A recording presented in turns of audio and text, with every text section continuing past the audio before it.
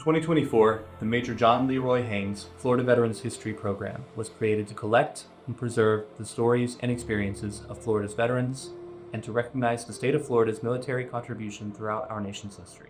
Through recorded interviews, the Florida Veterans History Program Oral History Collection acts as a living archive of first-hand accounts to capture the details of military service and the voices, memories, and reflections of the Floridians who served. The Major John Leroy Haynes Florida Veterans History Program is operated by the Department of State, Division of Arts and Culture's Florida Folklife Program. Together, we are proud to ensure that Florida's military history is preserved, honored, and shared. My name is Julian Duncan with the Florida Department of State, Division of Arts and Culture, Florida Folklife Program. Today is November 21st, 2025. The time is 9:29 a.m. and I'm interviewing Robert Adkins in Daytona, Florida. Also present is Kathy Atkins and Jose Rosa. This interview has been conducted for the Major John Leroy Haynes Florida Veterans History Program and will be submitted to the State Archives of Florida. Good evening, Mr. Atkins. Or good morning, Mr. Atkins. Good morning. How are you doing today? I'm doing great today. Good. I'm glad to hear that. So to begin this interview, would you please tell me when and where you were born and what you were like as a child? I was born in Columbus, Ohio. Columbus, Ohio. What were you like as growing up? Were you? Growing up, I was a very independent child. I did everything on my own. Okay. And what about your parents? What did they do? My father worked for General Motors in Columbus, Ohio. My mother was a car hop back in the 50s and eventually went to work for Western Electric. Okay. And you said you were independent and did everything on your own. What did you mean by that? Well, as a child, I did not rely on my parents to raise me or take care of me. I always figured out a way to make money and always had 2 paper routes and was constantly busy and constantly gone from home. I was always a voyeur. Looking for, I have no idea. Great. And do you think some of that still carries through to how you carry yourself today? Yes, it does. It's growing up that way in the 50s and the 60s, a different world of what we live in today, and a very intriguing and the world you were always searching. Of course, you didn't have telephones and internets and such things that we have now, so you had to get it on your own. So, can you talk about your journey into the Army, how you got into the Army, and swap? Yes, just to give you a brief idea how I did end up in the Army was my senior year in high school. I had missed 64 days of school. So the principal called my father and told my father that I couldn't graduate because I'd missed too much school. So my father came in and had a meeting with the principal, and they come to an agreement that if I would join the military and do some testing, that they would graduate me, but I couldn't graduate with a class. And so my father, sitting in a chair next to me, looked over at me and said, "Son, what branch of the military are you going into?" And I looked at my father and I says, "I'm not going in the Navy." Why not the Navy? So the next morning, why not the Navy? Is I did not think that the ocean was something that that I could continue my search in life for whatever I was looking for. So I told my father that I would like to go into the Army. My family background is all my uncles, my fathers, and eventually my brothers, except one. We all went into the United States Army. So you go into the Army, and you mentioned you sat down with your father, and the next day you went out and enlisted for the Army? Yes. My father got me up at, well, I'd already been up because I was delivering newspapers at the time. My father says we're on our way down to the post office. And I thought, well, we're going to the post office at 7 o'clock in the morning. Well, I figured this wasn't to deliver letters or anything. So we walked into the post office in Columbus, Ohio, and that's where the recruiting was at that time. Even though they were also in the high school at lunchtime every day, there were recruiters in our high school. The Vietnam War was starting to heat up, which I really didn't know that much about at the time. And there was a sergeant sitting in this little office. He was the only one that was there at the time. The Marines, Navy, Coast Guard, Air Force hadn't shown up yet. So my father waltzed me in there and says, "Where do I sign?" He's 17 and he's going in the Army. What year was this? That was in 1966. And what MOS did you end up choosing and why? Well, there were several positions that I did in the military. I ended up as a M113 track and light vehicle driver is where they put me. And I went through training at Fort Dix, New Jersey. Had orders to go to Vietnam until they realized that I wasn't 18 years old. So what did they do with you when they found out you weren't 18 yet? They pulled me out of the line for the shots that they were given for the guys that were going to Southeast Asia, and they gave me new orders and sent me to Augsburg, Germany, to the 24th Infantry Division. Two questions to follow up on that. One, I'm curious, did you like your work working with vehicles? And then second, can you describe your experiences in Germany a little bit? Well, basically, in the Army, or probably in any military branch of service, you did everything. And MOS was just a number. And especially once you go to a final place where you're going to be stationed for any length of time, they put you where you're needed.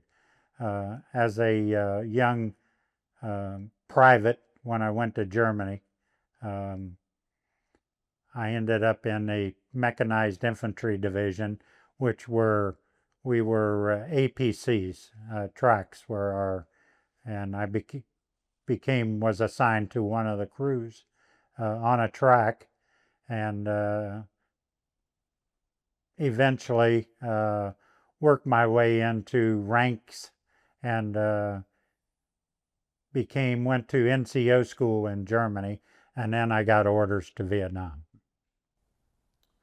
And I think when we talked before, you described to me that your experience already being an NCO kind of set you apart from people who were drafted and sent straight to Vietnam. Yes. In Germany, I was in Germany approximately a year and a half. So I had a lot of military experience versus what was going on in Vietnam. The word was constantly, they're looking for NCOs to send to Vietnam. They were short of those figures for all the troops that were going to Vietnam at the time.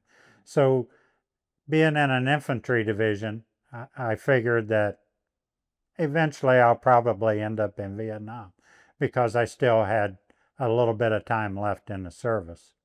So I got my orders one morning, and after going to NCO school, I was my commanding officer in the company that I was in put me in for a rank of E5, which was an NCO. I left Germany before those orders came through. And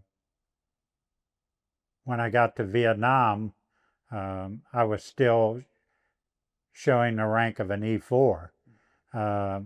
As you know, back in 1967, we didn't have computers or whatever, so everything was very slow catching up to you. So it took a couple months for things to catch up to me, and eventually I was given the rank of E5 in Vietnam, very short time after I arrived there. Can you describe your role as an NCO in Vietnam and what kind of leadership positions they put you in? Well, when I got to Vietnam, being and shortly becoming an E5, I noticed that, boy, there's not many of us. NCOs at that time were a very valuable resource, and especially me coming from a infantry division from Germany, where we trained constantly. Every 90 days we ended up in the field somewhere in training. So when I did get to my assignment, which was the 1st Air Cavalry Division in An Khe, being in 2 Corps, when I got there, I was told that we're not going to be here very long, that the Cav, as they say, everything was the Cav. You didn't say the cavalry, you didn't say, everything was about the Cav. And being on the first team with the 1st Air Cavalry Division, yes, we got orders to go into I Corps, and eventually we loaded up the whole division and went north. My company that I was with, I became I was with the 15th Battalion, and I became a forward support group. So we went to, they shipped us to Quinh Nhon with all of our equipment, and once I got to Vietnam, I never seen a track. They were all deuce and a halves at that time with the operation that I was involved with. So they loaded us up in Quinh Nhon, and on a 3-day boat ride, we ended up in Da Nang. We unloaded in Da Nang, South Vietnam, and then we convoyed north from there. And what did your duties look like? I think you mentioned convoy missions on Highway 1 and Highway 9. Yes. Can you describe that a little bit?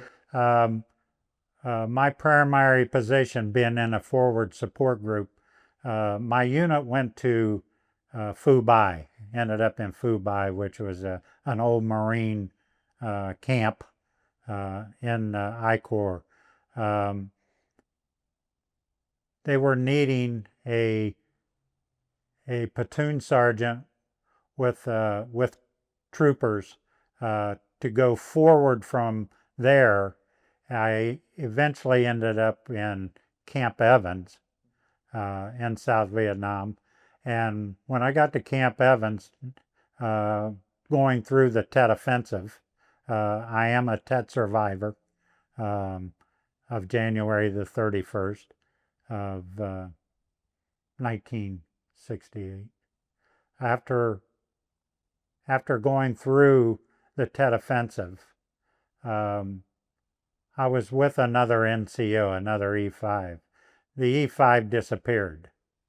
So I'm next in line, and brigade commander at that time, 2nd Brigade, ordered my company to send a platoon sergeant, and approximately I ended up with 17 troopers that were rotated out of Phu Bai up to Camp Evans, and for 9 months I was a platoon sergeant in a forward position with the 15th Battalion in the forward support group, working for 2nd Brigade commander.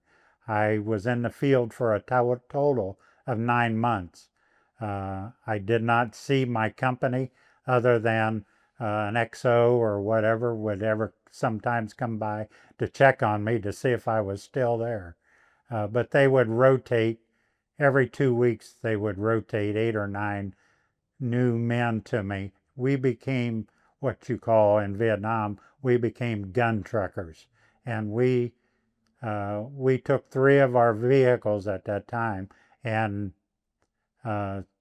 supported them up. I was issued 3 M60 machine guns and M79 grenade launchers, and we turned these trucks into gun trucks by putting steel on them, such as PSP from runways to airports, supporting them up, sandbags, and eventually, once we got the mission done of building these 3 trucks, we were assigned to secure these convoys. The convoys at that time were shorter convoys. They were mainly anywhere from a dozen to 20 vehicles. They didn't run long convoys because of the intense fighting at that time in Vietnam. So they were shorter, and we would run those 3 trucks with 3 men on them. 3, that's a total of 9 men. 1 a driver, 1 an ammo bearer, and 1 gunner. And for 9 months, I would get my assignment from the brigade commander, and we would go up and down Highway 1 and eventually Highway 9 out of Quan Tri over to Khe Sanh, and eventually going into Khe Sanh to pull the Marines out of when the cavalry on April 5th, 1968 went into Khe Sanh. Platoon sergeant is that's operating a couple ranks above your pay grade as a new sergeant. Two questions on that. Was that something you felt prepared for, or did it feel like a lot of pressure? And second, was that typical? No, I was very prepared. The Army had prepared me in Germany for a year and a half of training, of constant training. No, I always felt that I was a leader, and it was great that I got into that position in Vietnam. When they gave me those approximately 17 men that they would rotate to me, they were all privates, PFCs. Most of them 4 months earlier, when they got assigned to me, they were sitting at home eating dinner with their families, and I ended up with them. And how did you, can you describe you said you mentioned that you always felt like a leader. Can you describe your kind of leadership philosophy or your interactions with some of those troops and how you interfaced with them? Well, pretty much being, I was a young man myself. Eventually being in Vietnam, I was 19 years old. I had grown up to be a man with my training that I had in Germany, and then coming to Vietnam. It's something that I think that all soldiers eventually have in mind, is to be a leader. The Army trains you to be a leader, and it's great once you get there that you become a leader. I was given several accommodations from my commanding officers for the jobs that I did do with these young troops that were just freshly, approximately 4 months in the Army, being sent to Vietnam. Some of them drafted, some of them enlisted. It seemed that probably about half of my men, my troopers, were drafted. Wow. Can you describe a couple of those operations that you got commendation for? Most of my the accommodations, that it was just for my own strength, my leadership in handling my job, my position, and handling my troops. How about any standout experiences? Do you have a story of one of these missions along the highway that kind of stands out to you? You can talk a little bit about. Well, yeah, during 1968, at the height of the war in Vietnam, uh, the troop strength at that time was over 500,000 men in Vietnam. Wow. Um, approximately only 15% of the troops of that 500,000 were actually grunts, 11 Bravo soldiers. It takes approximately 7 or 8 support troops to support one grunt. So being in the position of having weapons and securing what we secured going up and down the highway, there is a lot of days. We were prone constantly to snipers. We were prone constantly to mortar fire. Anytime that you're in a position to move men and supplies, the enemy is always wanting to stop you. If they can stop you, then it makes their job easier at the other end. The enemy is what I'm talking about. Knowing a lot of times what we did do the securing for. I also secured POWs. And when I say the enemy, NVA, Viet Cong, we would take those off of the DMZ and we would take them back to, we would haul those prisoners back to Camp Evans, and then eventually they would be picked up and sent to a prison in Da Nang is where they would end up at. I do remember on a lot of occasions possibly being cruel to POWs. I always had that feeling of what they were doing to my brothers. I did not like that, and sometimes it was very hard to keep that in check with the prisoners.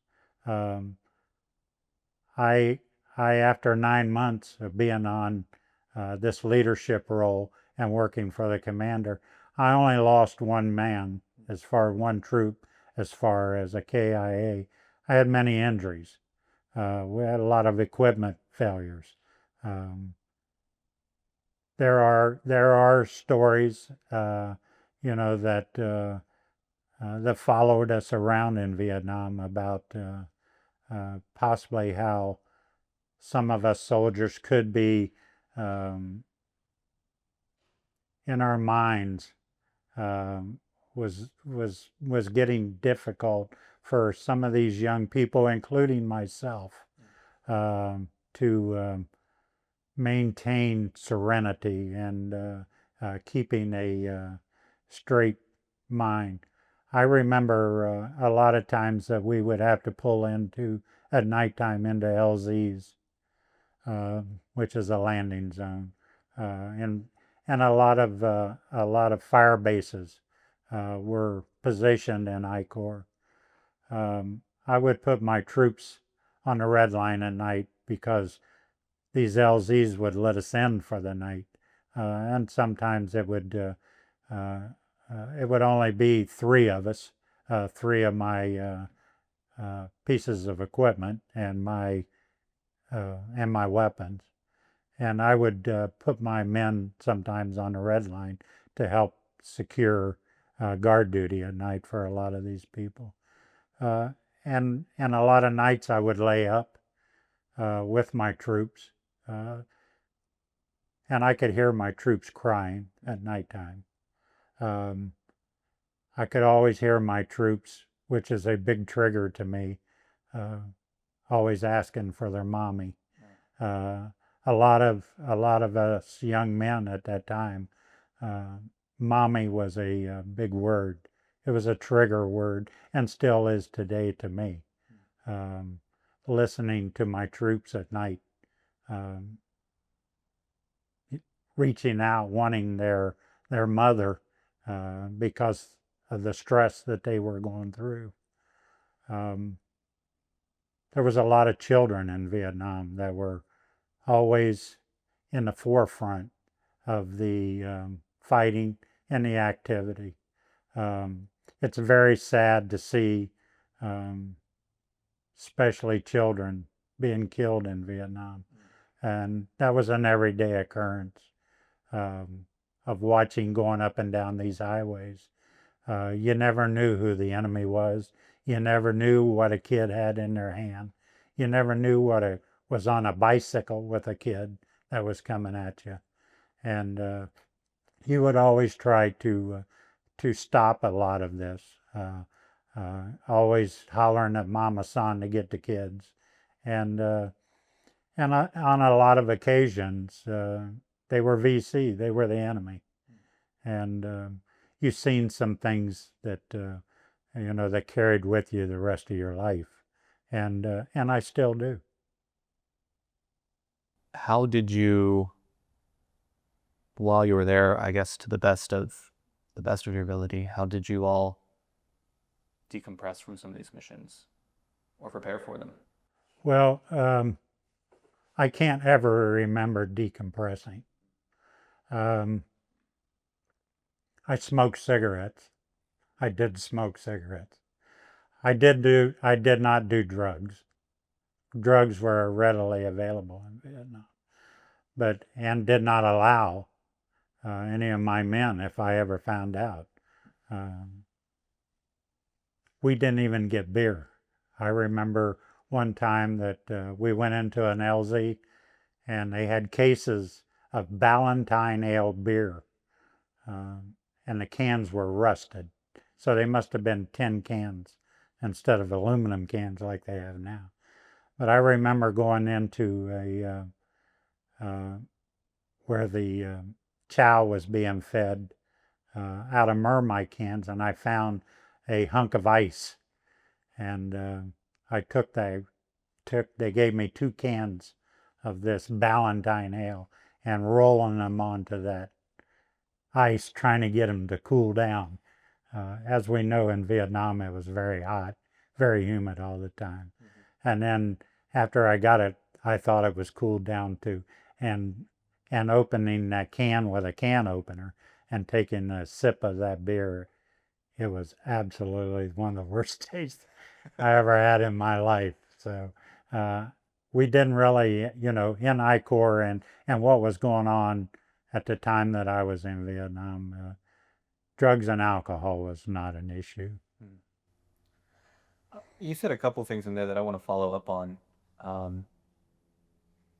You mentioned the weather, and you mentioned food and beverage, and I wonder if you can talk a little more about the weather in your time there and how that affected your day-to-day operations and your missions and your work and sleep and all of that. If you can talk a little bit about the weather, and then if you can also talk a little bit about food.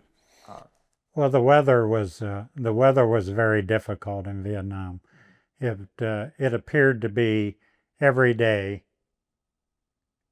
except during the monsoon seasons when it would rain all day and mud everywhere. You lived in mud. You were constantly wet. You were like a walking prune from the moisture that you had to live with. We constantly had rotten feet. A lot of us didn't wear socks or underwear.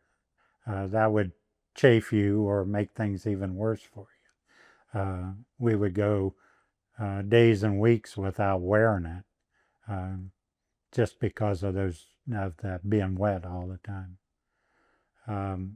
As far as food goes, we ate sea rations. That was our mainstay. Of every now and then we would get into an LZ where they did have and serve a hot meal, possibly that was dropped in by air in what they called a mermite can. It could be a warm meat, possibly chicken, or a soup, um, or a vegetable at that time that we would get a what you call a hot meal occasionally. It wasn't something that we got a whole lot of, and you had to have that luck and run into whoever was possibly serving at that time. We ate a lot of sea rations. Did you like them? No. Sea rations at that time were come out of the Korean War. Well, we're in the Vietnam War and we're eating meals that the Korean troops were eating supposedly back then. So that's how old a lot of the sea rations were. Did the mud, just going back to the weather for a second, did the mud, I'm just thinking about your job being transportation, roadways and stuff. Was that ever? Oh, it was always an issue. First of all, the roadways, they called them highways, but they were nothing. They were so far from a highway that it was unbelievable. First of all, they were full of holes. They had always been at one time or another. Possibly landmines had blown up in them. There was always a minesweeper with us a lot of times in the early mornings when we went out. It was not uncommon to end up in a ditch, to get winched out. We moved at a slow pace anyways, unless we had a little bit of a stretch of possibly a road that would let us do a 20-25 mile an hour speed, which we always liked that because of the slower we went. A lot of times we were basically setting ducks. A lot of mortars, a lot of snipers fire. Constantly you could hear them whizzing around you. And the mud was constant. The equipment was always breaking because it rained so much. A lot of fuel issues because of filters and stuff being wet was a constant thing. A lot of flat tires. You were always, you became a lot of times like you were at a NASCAR track, and you got out there and you flipped a tire or a wheel, especially a steering tire, real quick, so that you could continue on the road. We could break down a tire and fix it so fast it was unbelievable. But the trucks were equipped with extra. We always carried lots of wheels and tires mounted, and we also had a 3/4 ton pickup that would travel with us, that would keep equipment in it for us.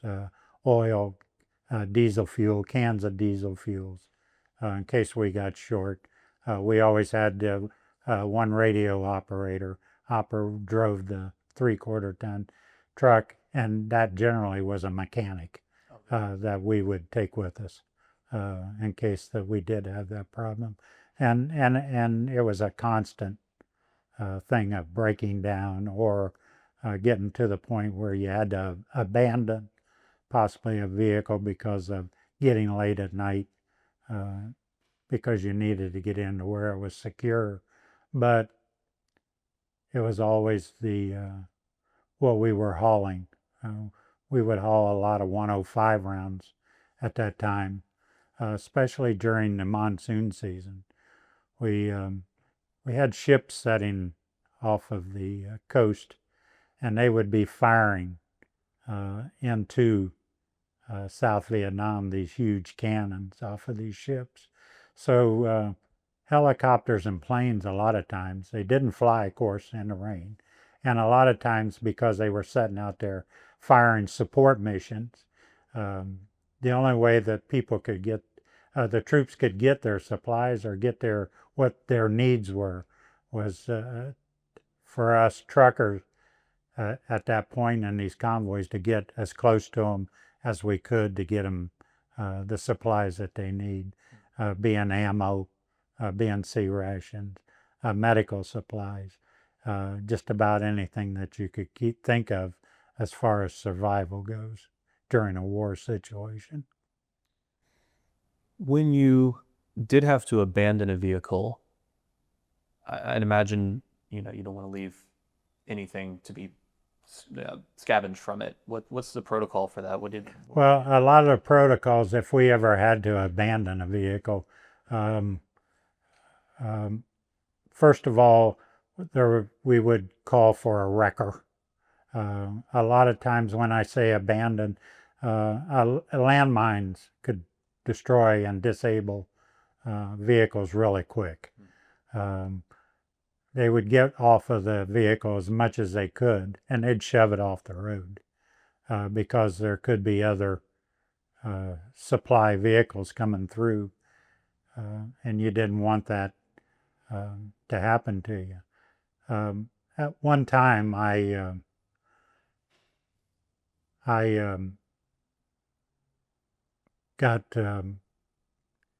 we had to stop for mortar fire. Off about 400 yards to over the rice paddies from us was a tree line that they were firing out of their snipers and firing mortars at us. They got to the point where they blocked the road for us, but they took out a vehicle, and they kept putting the mortars on us.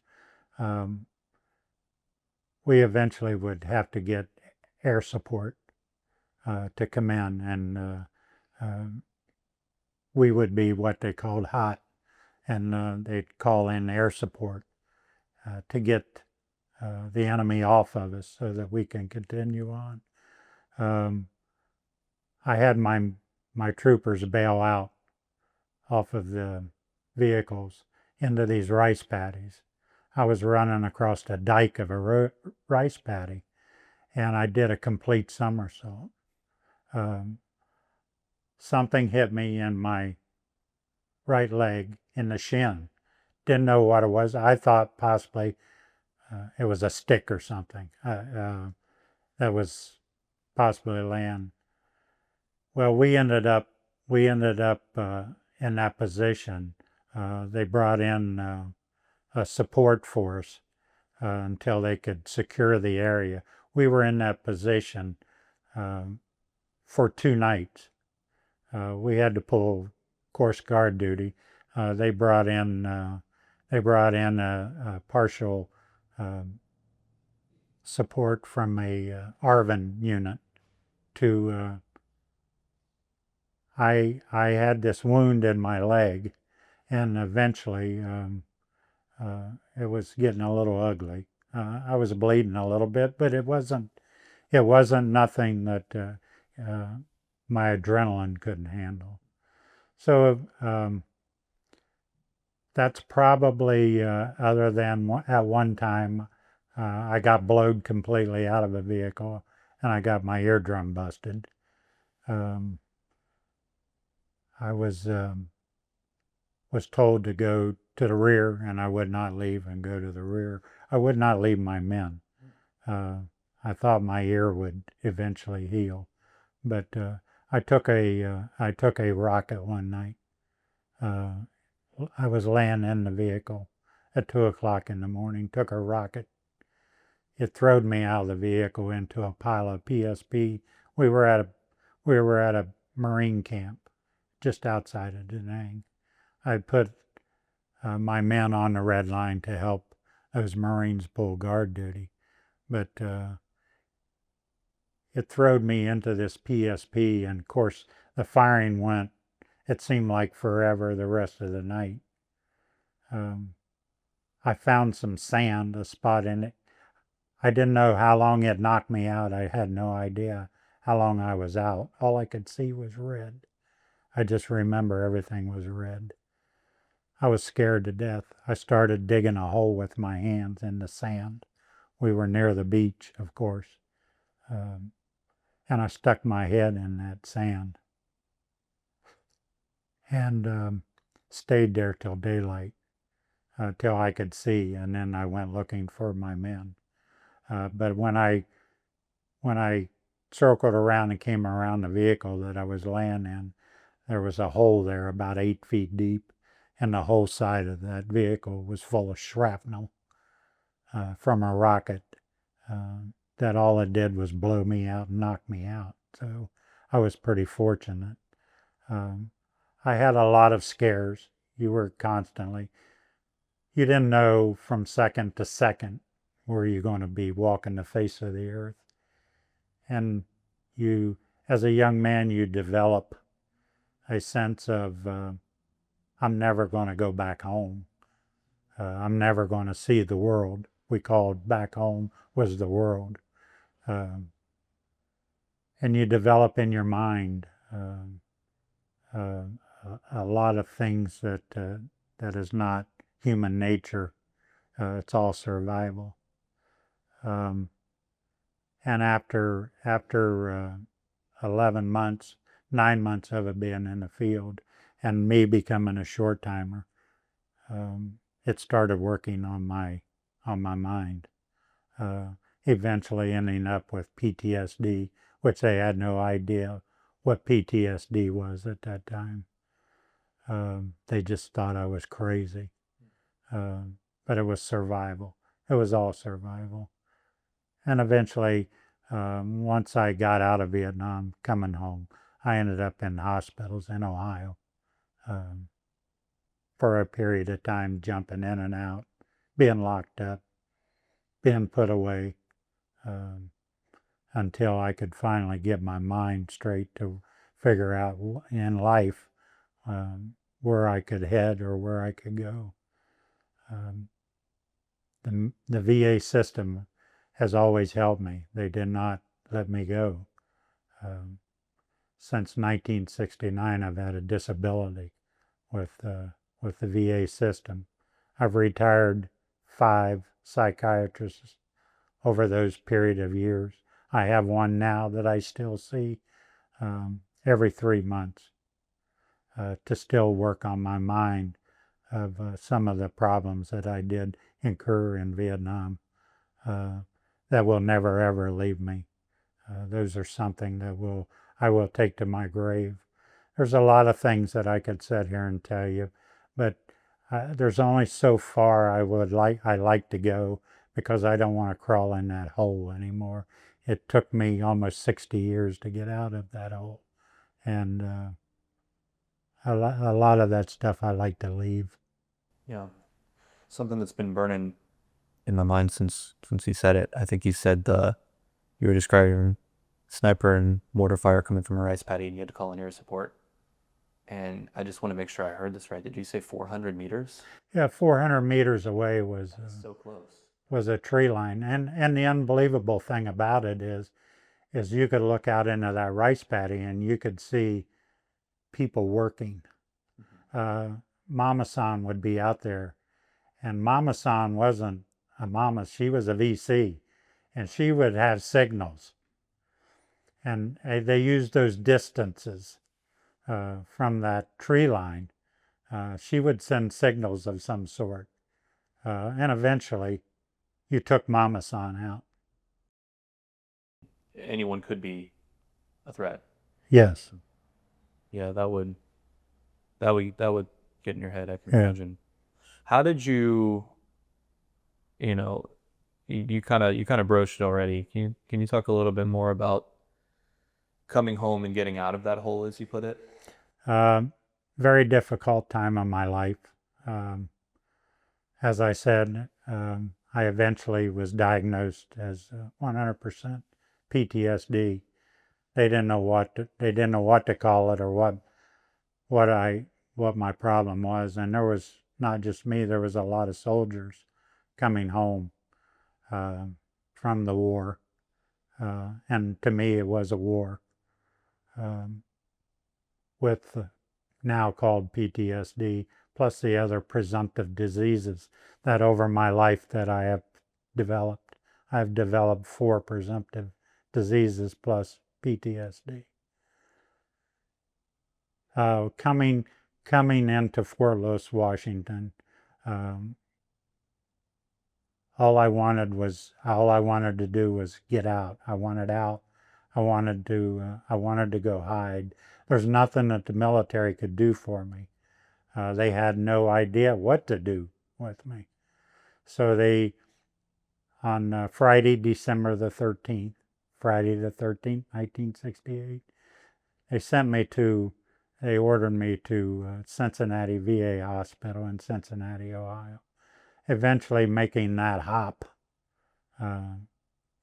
home to get home. I eventually, after 2 weeks of being home, that I ended up in the hospital, off and on, going back home. Couldn't get a job.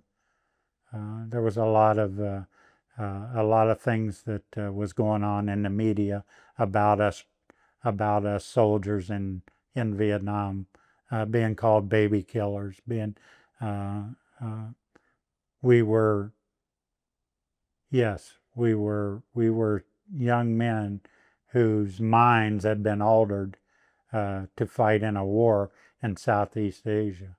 The government altered our minds so that they could send us there to fight the war. The enemy, they weren't called human beings, or they weren't called Fred or Bob. They were called gooks. They did not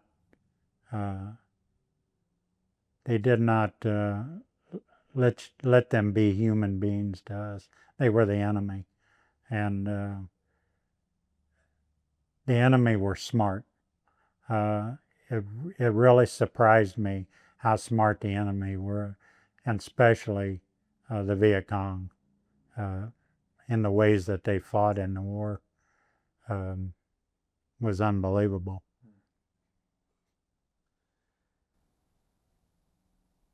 You used a phrase that stuck with me. You said, to me, it was a war. You referred to it as a war, and you emphasized it to you, it was a war. Did you feel a sense maybe from, I don't know who would have been coming from, maybe older veterans, or did you feel a sense that some people downplayed the war in Vietnam? Well, from what information that we could get at the time, and there was not a lot of it. We would get radio a couple hours a day in the afternoon, with a little bit of news or whatever, but it was more propaganda to us than anything, trying to keep our mind straight. It was constant music, which was great. But the war was, to me, when our government was calling the shots for us in Washington, D.C., and we're 10,000 miles away in a jungle, in a life or death situation. The troops would get some hatred. It was, we learned that our government was not fair to us. Number one, for even being there. What our mission and eventually goal. I always felt that if Lyndon Baines Johnson would say, okay, troops, in that war in 90 days you can go home, we had ended that war. But Congress limited what we could do in that war, unless we could get off to ourselves. And if you were off to yourself, there was a lot of things that went on in Vietnam that wasn't really right, but it was right. You mentioned the music on the radio, and you said that was great. Do you remember what music you were listening to? Well, there seemed to be protest songs, of course.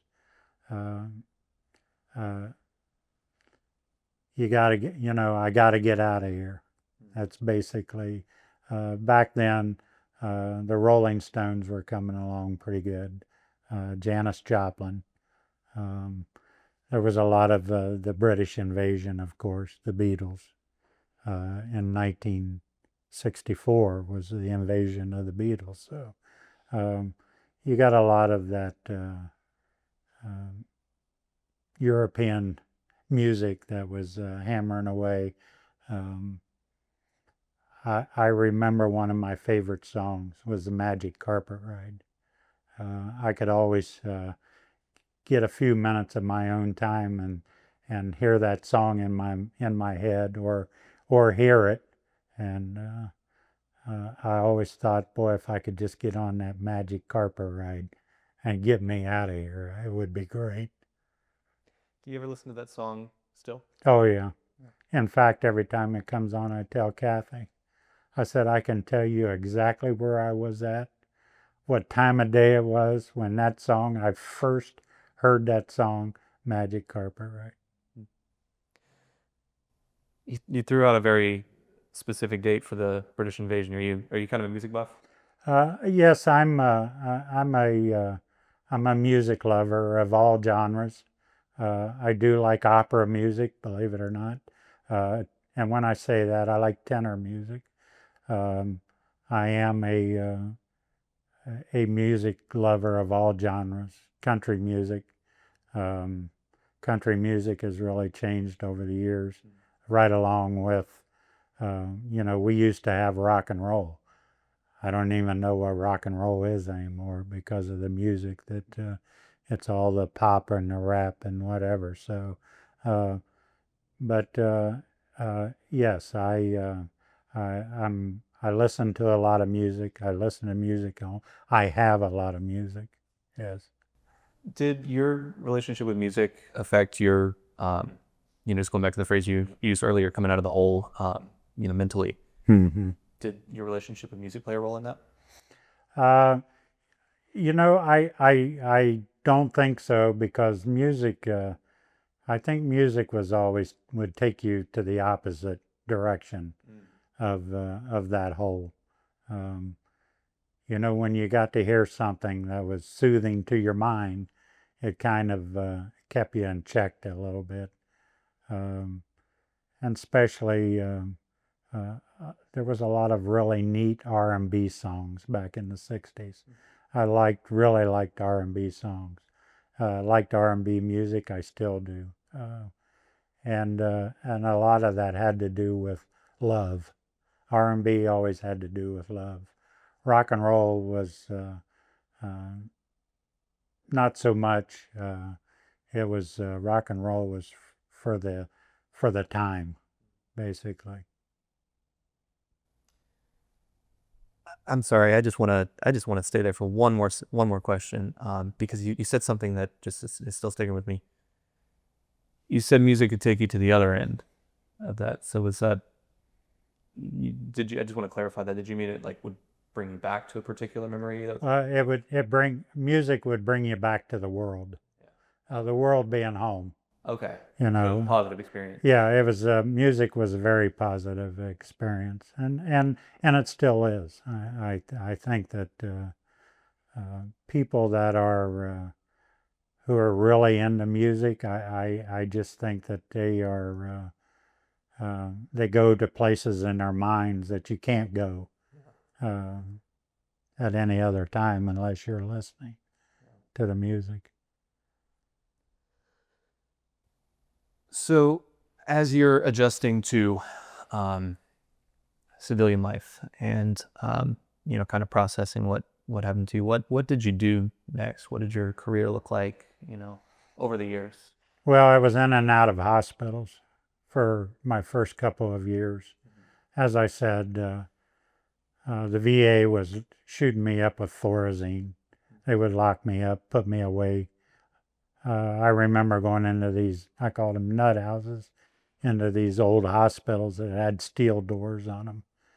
And there'd be anywhere from 3 to 6 guys inside of a bay or whatever that were locked up.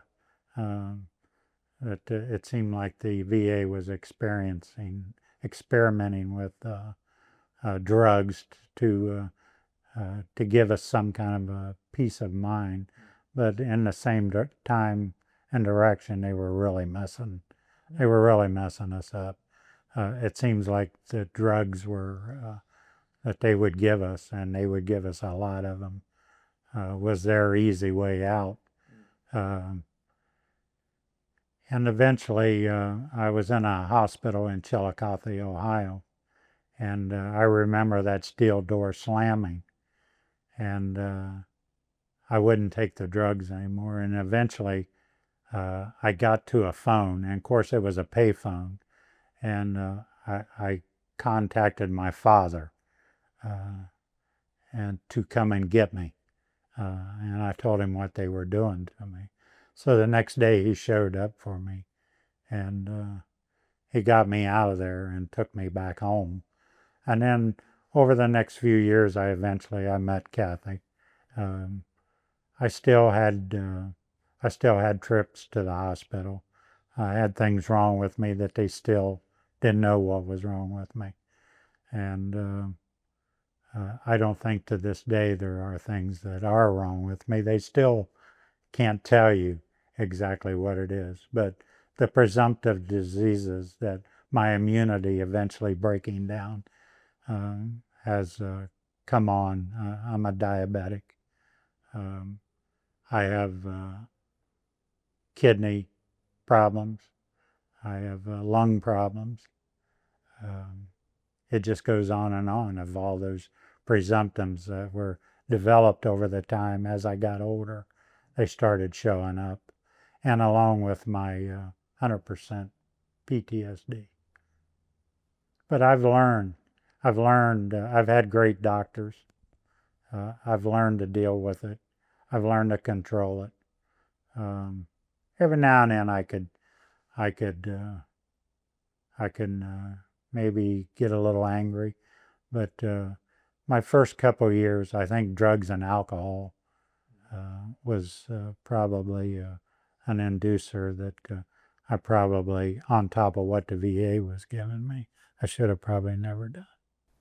Yeah, I've heard about trials with LSD and stuff like that. Is that true? Yes. Wasn't a strong user sometimes, but if something come along, I wasn't afraid to at least try it. Hey, I was a young man. It's in the air of confusion and the Temptations always, that song that they always sang constantly, Ball of Confusion. You are active in, I just went last night and met you in person at the VVA meeting. Yes. And that's something you're pretty active with, right? I have been for 10 years, very active with the VVA. I retired in 2009 from my position in Ohio. I came to Florida full time. And when I got here, I searched around. Kathy and I would go around to veterans organizations trying to find out what we wanted to do or what to get involved in now that I have time. I had a gentleman and his wife who confronted Kathy and myself one night at the band shell up on the beach one night. A storm came in, and he had a hat on with a first cav patch on it, and I started talking to him, and we became very close friends ever since then. But he asked me about the VVA, and I had no idea what he was even talking about. And he said, well, come to a meeting with me. So I went to a meeting, met him, and went to a meeting down in Port Orange at the place you were at 10 years ago, and got involved with the VVA. I eventually made a commitment to myself that this is something that I think that I want to do probably for the rest of my life is be involved with veterans and helping veterans. I think that it's very important. And I've always had a saying once I got involved with veterans, and especially as we age. Come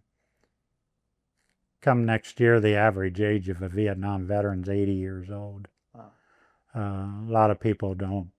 When you tell them that, it's like just your comment you just had. Yep.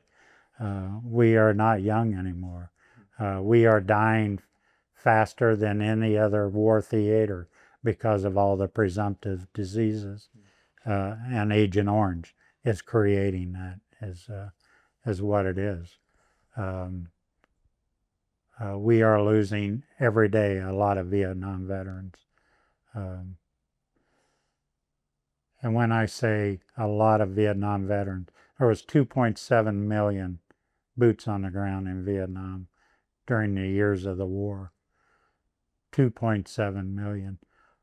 I really truly don't think there's probably only about a third of us left that are actual boots on the ground in Vietnam. We have a lot of era veterans, which we dearly love. They're still veterans.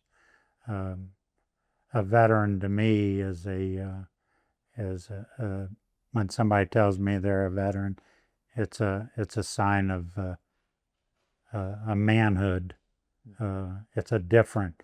When somebody tells you that they're a veteran, you look at them completely different because you know what they went through, even though they weren't boots on the ground, but they raised that right hand and gave the oath that will go to their grave with them. Once you're a veteran, you're always a veteran. They can't take that away from you. You go into these cemeteries and you look around at these veteran graves, you can spot the veterans. You spot the veteran graves. You go in these cemeteries, you can't spot graves that say mechanic, CPA, auto worker. They don't have that. But if it says veteran on it, I can tell you that's a different person. And they need to be honored and respected into eternity. And that's my mission in life, is to see that they do get honored and respected. One of the also missions that I'm involved in is Missing in America project, of finding, locating cremains of veterans and getting them interred into national cemeteries. I've been involved in that for 7 years, mainly in South Florida.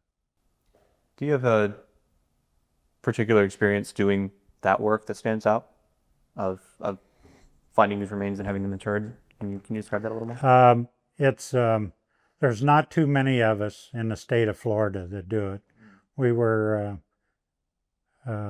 given that right to be able to go into a funeral home to research their cremains to find out if they are veterans, and we do find them.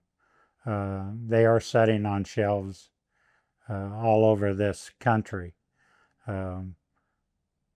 I have been involved in, I'm now what we call Call to Honor, which is a burial program. We bury anywhere from 20 to 25 at a time, but we're up over approximately, we are at about 800 veterans that we have identified and got them interred into national cemeteries. How do you do that? How do you do that kind of research?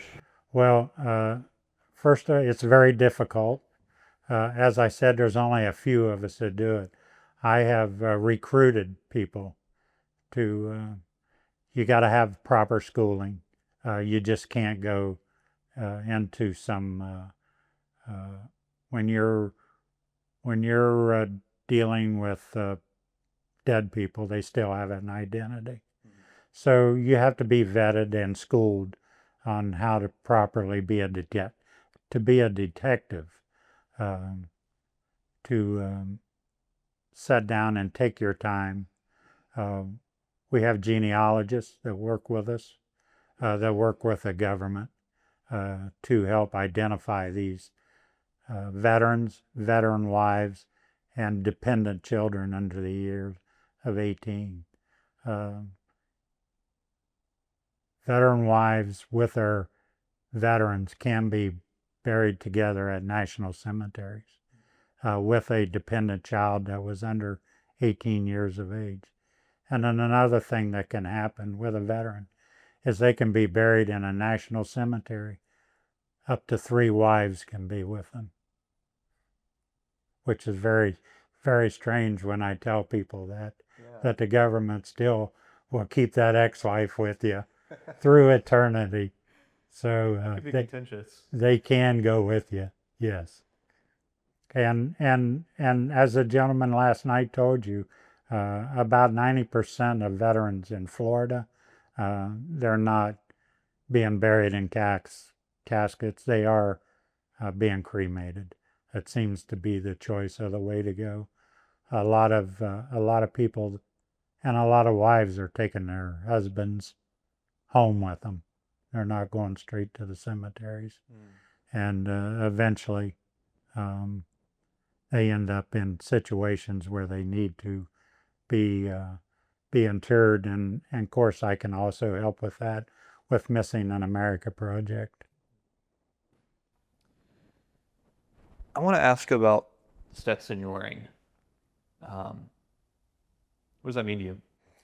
That Stetson to me means everything. It's like a football player when he puts his uniform on, when he puts his helmet on, and it has that bronco or that eagle on the side. When I put my Stetson on and I wear it and the public sees my Stetson, first of all, a lot of people like that Stetson. It's a good-looking hat. Yeah. And they know when they see that gold rope on that, they know that I'm a veteran, and that I was with a military unit that has a lot of high standards and a lot of history, and I'm so proud of it to be able to wear that. I also wear a set of gold spurs, which was issued to me in Fort Hood, Texas, because I am a combat veteran. I have a combat certificate. I do not have a CIB that the infantry grunts get to wear, but was issued by Major General Forsyth in Vietnam. I was issued a combat certificate that says that I am a combat soldier. And I'm very proud of that also. That hangs with my hat. Something I always found fascinating about uniforms, but really everything in the military, is that every detail has meaning. And you brought up the gold rope, you brought up the spurs. I wonder if you could just, like, looking at the Stetson right now, if you could kind of talk about the meaning of all the different components. You've got your sergeant rank up top, you've got, is that a unit identifier below that? Yes. Those cross swords is what you're looking at, which identifies as the cavalry. Each division, of course, has their own insignia of, but the cross swords always been a cavalry unit that you wear. I also wear it on uniform on my collars, the crossed sabers. And then the gold rope, what is that? The gold rope, that is the color of the 1st Cavalry Division. As you can see the patch on my front here, we are yellow and black. That black and yellow, and over the years they have come up with different colors of rope that distinguishes different things that or different positions that you held in the military. Silver rope being an officer. You were an officer. I believe red, a red rope being artillery. But there are ropes that the blue being the infantry, but the cavalry is a yellow rope, which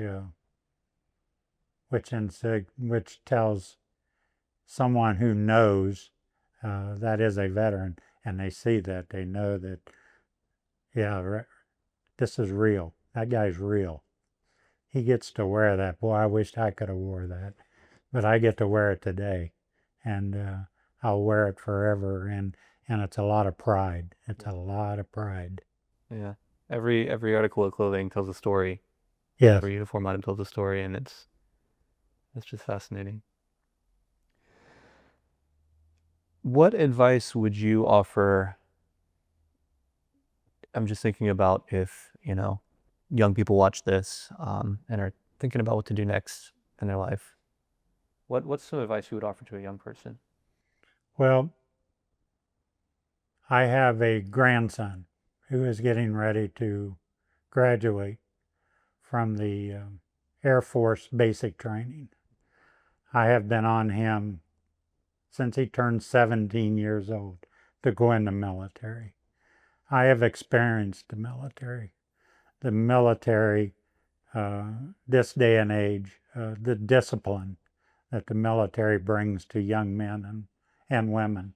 It appears now that there is as many women in the military as there are men that when I go on these bases and see anymore. I believe that all young people should somewhere along in their young life have some sort of a civic duty training, if not military, and it does not mean that they have to be full-fledged, but they should be somewhat available to learn and figure out why we have a military in this country, and to learn that civic duty of what makes this country go, and and give it the protection that it needs to constantly give us the life that we live. As I said, I have a grandson that joined the Air Force, which I tried everything in the world to get him to go into the Army. He served 3 years of JROTC in high school under the Army and ended up in the Air Force. I thought I had him, but I didn't.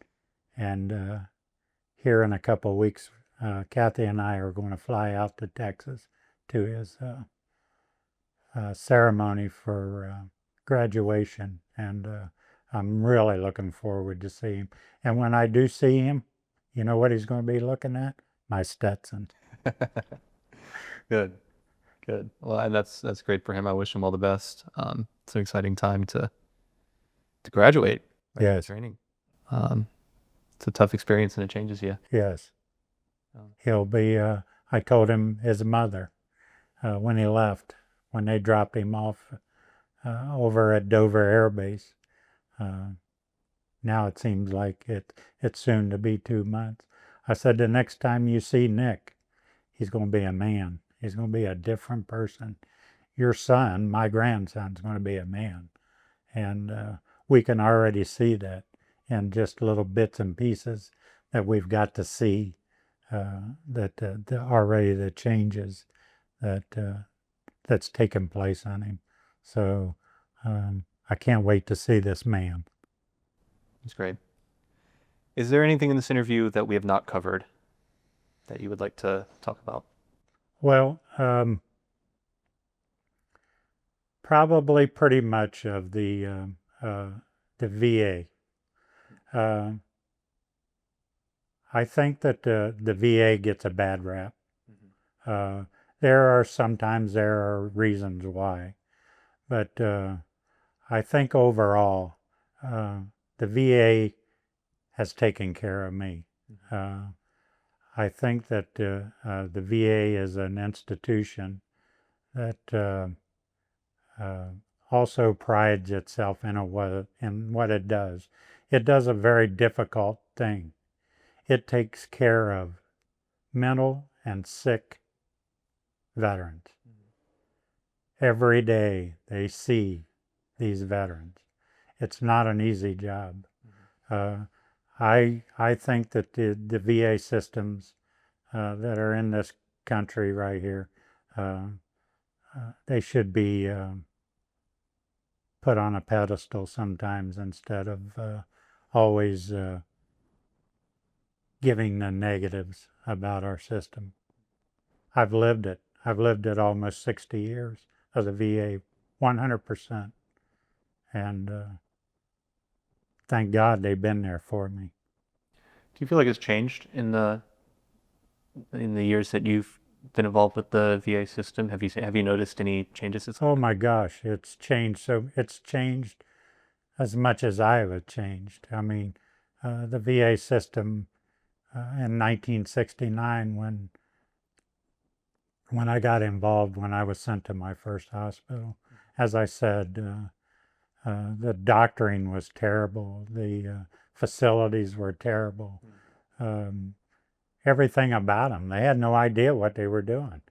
I mean, they had to learn too. We educated them. They had to have something to educate themselves with, and it happened to be us soldiers. And eventually getting the public and our